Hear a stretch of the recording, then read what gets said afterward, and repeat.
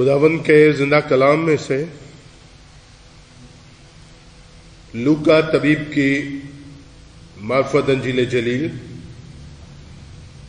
اس کا 23واں باب 39ویں آیت سے 43ویں آیت تک. پھر جو بدکار صلیب پر لٹکائے گئے تھے ان میں سے ایک اسے یوں تانا دینے لگا کہ کیا تو مسیح نہیں؟ تو اپنے آپ کو اور ہم کو بچا. مگر دوسرے نے اسے جھڑک کر جواب دیا کہ کیا تو خدا سے بھی نہیں ڈرتا؟ حالانکہ اسی سزا میں گرفتار ہے اور ہماری سزا تو واجبی ہے کیونکہ ہم اپنے کاموں کا بدلہ پا رہے ہیں، لیکن اس نے تو کوئی بیجا کام نہیں کیا. پھر اس نے کہا، اے یسوع، جب تو اپنی بادشاہی میں آئے تو مجھے یاد کرنا. اس نے اس سے کہا، میں تجھ سے سچ کہتا ہوں کہ آج ہی تو میرے ساتھ فردوس میں ہوگا. ہم دعا مانگے. جلال کے بادشاہ کا عمل کرنے والے یسوع، تیرا شکر، تیری تعریف کہ تو نے ہمیں اپنے فضل سے یہ موقع فراہم کیا کہ ہم تیرے کلام کو سیکھ سکیں.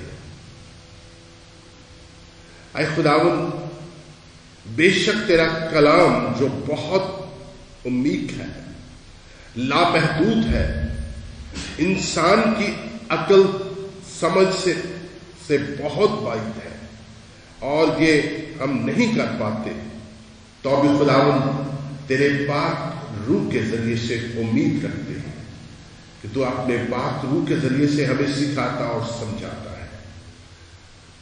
ہمیں ہمت دے، طاقت دے تاکہ تیرے الہی بھیدوں کو جان سکیں.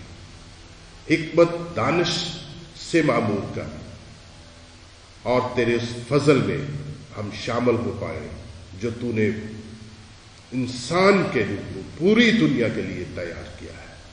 تیرا شکر، تیری تعریف یسوع مسیح کے نام میں، آمین.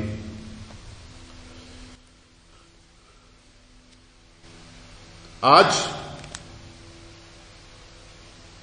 کھوپڑی کی جگہ گلگتا کی پہاڑی پہ بڑی رونق ہے،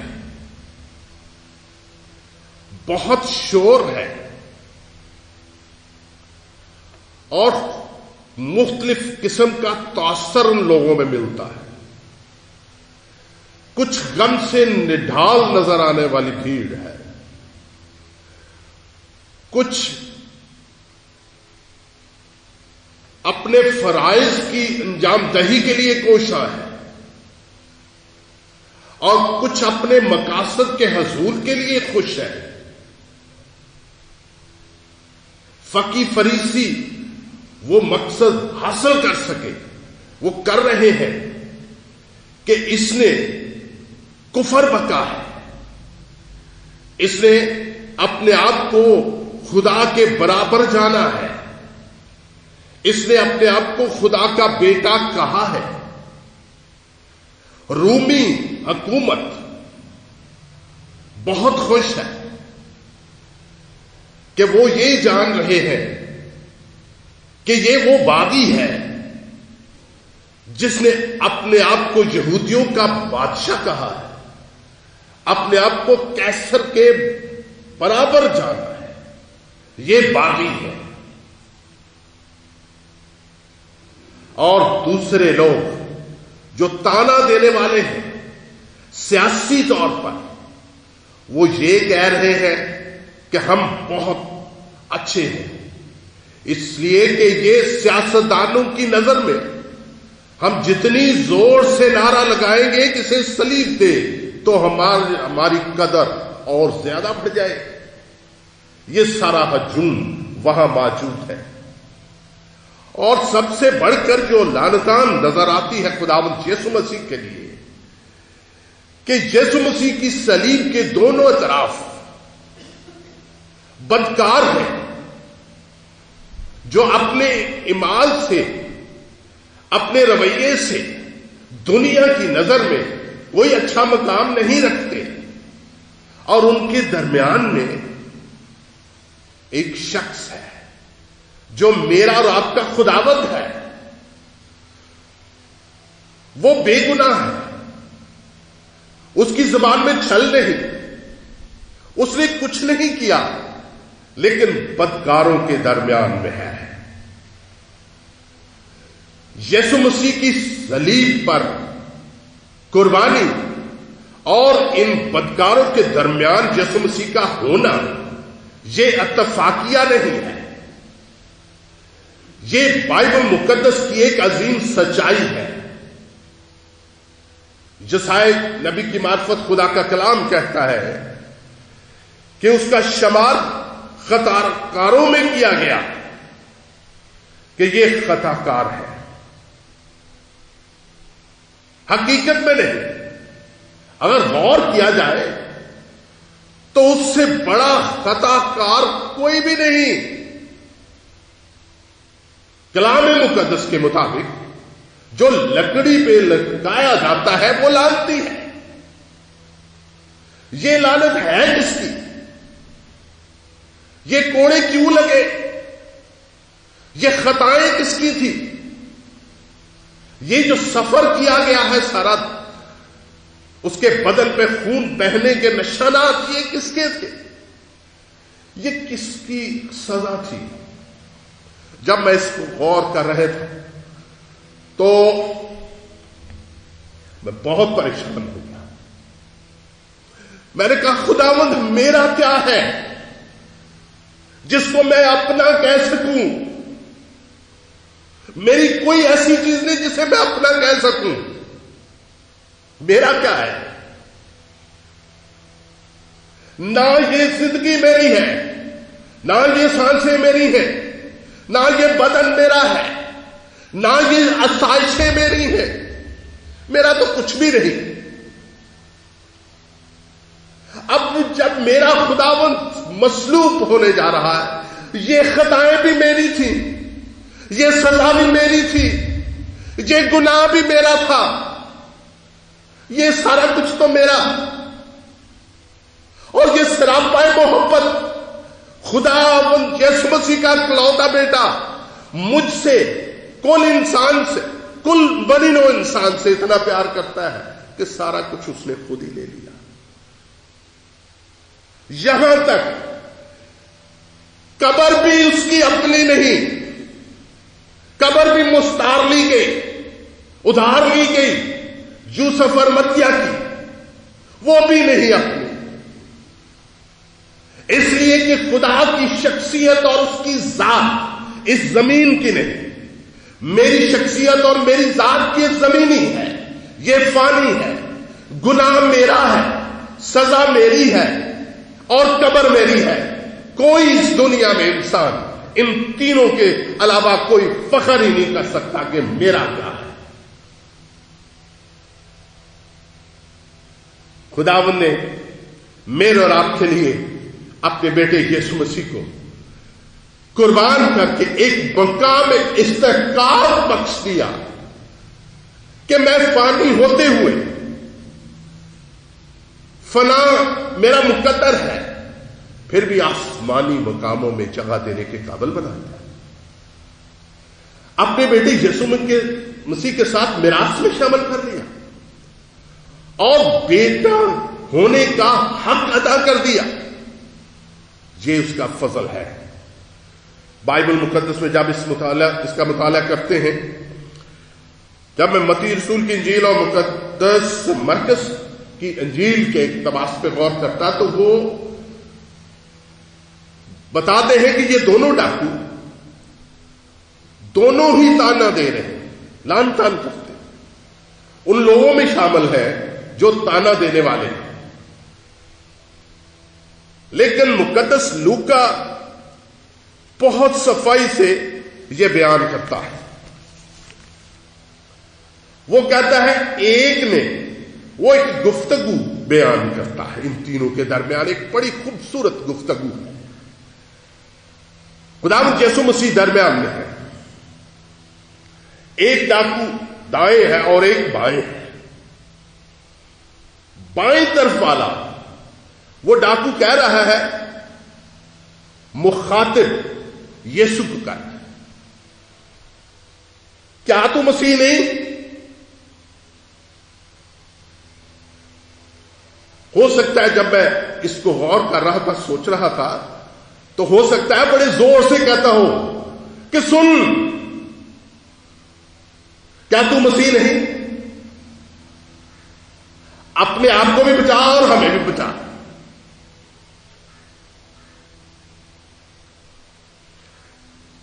لیکن دوسرا جب مخاطب ہوتا ہے وہ یسوع سے نہیں ہوتا، وہ اسی سے ہوتا ہے، اس ڈاکو سے. وہ کہتا ہے تو خدا سے نہیں ڈرتا؟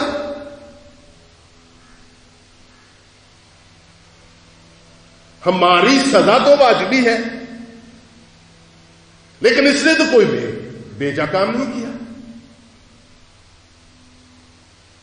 لیکن کوئی جواب نہیں آیا، اور فوراً پھر دوسرا جو اس کا فکرہ ہے، انداز ہے بیان کا، وہ کہتا ہے آئے یسوع،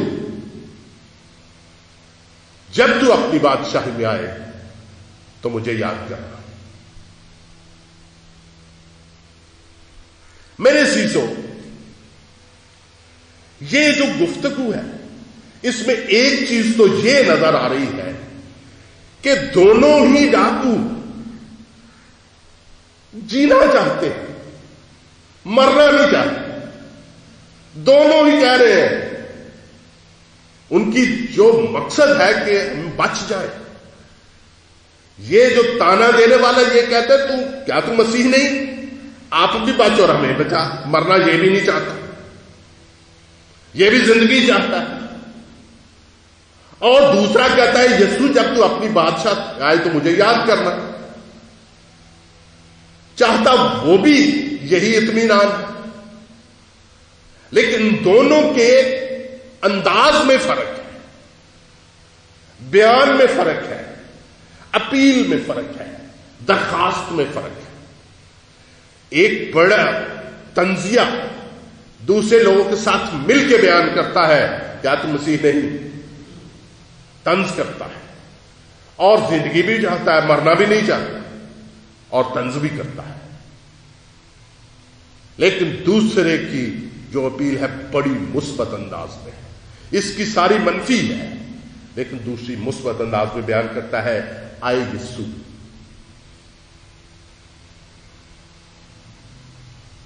دوسرے کی جو گفتگو ہے اس میں 6 چیزیں نظر آتی ہیں. پہلی گفتگو جو دوسرے ڈاکو کے ساتھ کرتا ہے اس میں 3 چیزیں بیان کرتا ہے. ایک تو خداوند یسوع کو وہ خدا مان رہا ہے. کیا تو خدا سے بھی نہیں ڈرتا؟ ایک تو خداوند یسوع کو خدا تسلیم کر چکا. نمبر 2، ہماری سزا تو واجبی ہے، وہ اپنے گناہ کا اقرار کر چکا.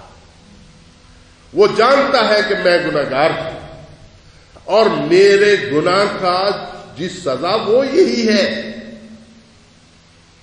ہماری سزا تو واجبی ہے. اور تیسری بات وہ تسلیم کر رہا ہے کہ یہ شخص تو بے گناہ ہے، اس نے کوئی گناہ نہیں کیا. یہ 3 چیزیں وہ بیان کر رہا ہے، گفتگو دوسرے ڈاکو سے کر کے، اس کو مخاطب کر کے. ایک تو خداوند یسوع کو خدا مان لیا، دوسری چیز اس نے اپنے گناہوں کا اقرار کر لیا، تیسری بات اس نے کیا کی کہ اس نے بے گناہ مان لیا کہ یہ جو سزا اٹھا رہا ہے یہ بے گناہ ہے، گناہ اس کا نہیں ہے، یہ بے گناہ ہے. اور جب مخاطب کرتا ہے ہمارے خداوند یسوع المسیح کو جو درمیان والی صلیب پہ ہے. پریز دی لارڈ. تو کہتا ہے اے یسوع. یسوع کہنا اس کو نجات دہندہ تسلیم کرنا ہے, کیونکہ یسوع کا مطلب ہی نجات دہندہ ہے. کیونکہ کلام مقدس میں لکھا ہے اس کا نام یسوع رکھنا کہ یہ اپنے گناہوں سے نجات ہے. یہ دنیا کو اپنے دکھوں کے وسیلے سے, اپنے مارکھانے کے وسیلے سے, دنیا اس کے وسیلے سے نجات پائے گی. یہ پورے جہان کا شافی ہوگا, یہ نجات دہندہ ہوگا. یسوع کا مطلب ہے کہ یہ دنیا کا نجات دہندہ ہے, اور اس نے یسوع کہہ کے اس کو نجات دہندہ شخصی طور پہ مان لیا. آئے یسوع, جب تو بادشاہی میں آئے, اس کا مطلب ہے کہ وہ اس کو بادشاہ مان رہا ہے. اوپر جو کتبے پہ لکھا تھا یسوع ناصری یہودیوں کا بادشاہ, اس پر فقی فریسیوں نے, جنہوں نے کفر کا فتویٰ لگایا, اور رومی سلطنت کے لوگوں نے جنہوں نے باغی ہونے کا فتویٰ لگایا, انہوں نے اس کتبے پہ لکھے ہوئے لکھائی پر اعتراض کیا. پیلاطس سے کہا ایسا نہ لکھ, یہ لکھ کہ اس نے کہا ہے کہ میں یہودیوں کا بادشاہ ہوں. لیکن کلام مقدس سے پتہ چلتا ہے پیلاطس نے کہا میں نے جو لکھ دیا وہ لکھ دیا, اب یہ تبدیل نہیں ہو سکتا. یہودیوں کا بادشاہ ہے.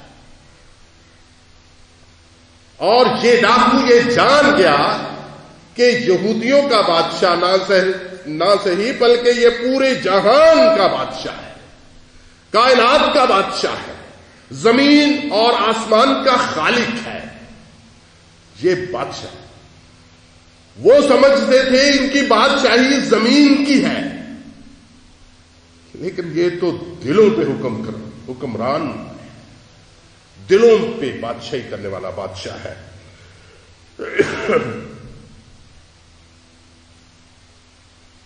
اس کو بادشاہ مان چکا ہے. اور پھر ایک اور بات اس نے کہی کہ جب تو اپنی بادشاہی میں آئے تو مجھے یاد کرنا. وہ اس کے آنے کی امید رکھتا ہے کہ یہ بادشاہ اپنی بادشاہی میں دوبارہ آئے گا. اس کی آمد ثانی کا یقین رکھتا ہے, امید رکھتا ہے کہ وہ دوبارہ آئے گا. مجھے یاد کرنا, جب وہ آئے تو اس کے خیال تھا, وہ سوچ رہا تھا کہ میں تو اس قابل نہیں کہ جب یہ بادشاہ آئے گا, خداوند یسوع کی بادشاہی آئے گی, تو اس وقت میں تو اس قابل نہیں, میں تو خطا کار ہوں, میں تو بہت پریشان ہوں, میں تو ایسا گنہگار ہوں جس کی گناہ معافی کا سوال ہی پیدا نہیں ہوتا. تو میرے لیے یہی ایک بڑے اعزاز کی بات ہے کہ یہ یسوع اپنی بادشاہ نے مجھے کہہ دے, ہاں بھئی ایک بندہ تھا فلاں نام کا, وہ میرے ساتھ مصلوب ہوا تھا. وہ اس کو ہی اپنا اعزاز سمجھ رہا تھا. لیکن میرا اور آپ کا خداوند جب کوئی گناہ کا اقرار کرتا ہے, اپنی خطاؤں کو مانتا ہے, خداوند کو اپنا شخصی طور پر نجات دہندہ قبول کر لیتا ہے, اپنی زندگی کا بادشاہ مان لیتا ہے, تو خداوند کہتا ہے یاد کرنے والی بات نہیں, تو آج ہی میرے ساتھ فردوس میں ہوگا. فردوس تیرا مقدر ہے, یہ کل کی بات نہیں, جب میں آؤں گا اس بات کی بات نہیں, آج ہی تو میرے ساتھ ہوگا. میں ہی فردوس ہوں, میں ہی ہمیشہ زندگی رکھتا ہوں, میں ہی سراپا محبت ہوں, میں ہی قادر مطلق خدا ہوں, میں ہی مجسم خدا ہوں. تو کیوں پریشان ہے؟ فردوس تو میں خود ہوں. اور فردوس ہے کیا؟ فردوس وہ ہے جس میں خدا کی انسان کے ساتھ رفاقت ہے. آدم میں جب غور کرتے ہیں تو آدم اور حوا وہ وہاں رہتے ہیں, ہر ایک چیز وہاں موجود ہے, ہر قسم کا پھلدار درخت موجود ہے, خوشبودار پودے موجود ہیں, ہریالی موجود ہے، موسم موجود ہے، ٹھنڈے وقت میں خدا کے ساتھ تبادلہ خیال ہے. تو خدا وہاں سے باتیں کرتا تھا. یہ رفاقت تھی، یہی فردوس ہے. اور جو ہی اس انسان نے گناہ کیا، خدا کا نافرمان ہوا، تو فردوس سے نکالا گیا. آج اس ڈاکو کی وجہ سے جو فردوس میں داخل ہونے کے قابل ہو گیا، اپنے الفاظ کے ذریعے سے، اپنے سوچ کے ذریعے سے، اپنے رویوں کے ذریعے سے اس قابل ہو گیا. آج تمام انسانوں کے لیے دروازہ کھلا ہے. فردوس کا دروازہ کھلا ہے. نہ صرف ڈاکو کے لیے کھلا ہے، بلکہ میرے اور آپ کے لیے. شرط یہی ہے، جو وہی شرط جو ڈاکو نے پوری کی. دروازے کھلے ہیں. میرے عزیزوں، آخری بات سے میں کلوز کروں گا. فارس کا جو بادشاہی اسور کے دور کی بات ہے کہ جو بادشاہ ہوا کرتا تھا وہ مشرق کی طرف، اپنے محل کے مشرق کی طرف ایک خوبصورت باغ بنایا کرتا تھا. اس میں ہر قسم کے پھلدار درخت ہوتے تھے، خوشبودار پودے ہوتے تھے، ہاؤس بناتا تھا، اور وہاں پہ بیٹھنے کے لیے بہت اچھی جگہ، سیر کرنے کے لیے شاہراہیں بناتا تھا، ان کو آراستہ کرتا تھا.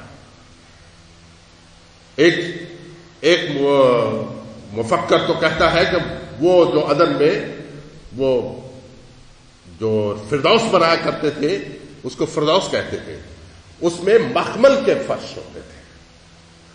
وہاں پاؤں جب چلتے ہوئے دیکھتے تو نرم محسوس ہوتے تھے. کیا ہی بات تھی. لیکن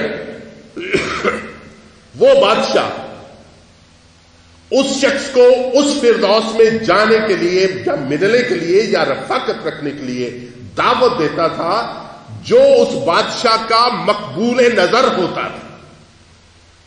وہ بادشاہ جس شخص کو چاہتا تھا کہ فردوس میں یہ شخص